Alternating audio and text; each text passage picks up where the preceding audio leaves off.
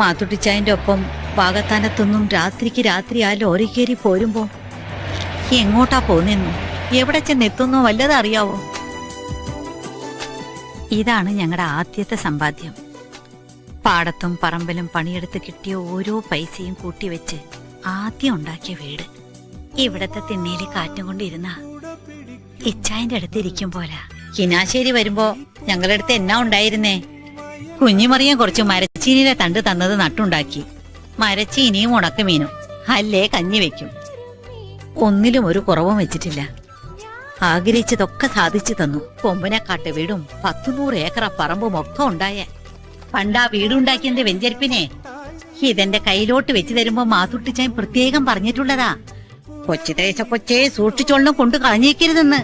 മെല്ലയൊന്നു പാടി നിന്നെ ഞാൻ ഉണർത്തിയോമലേ.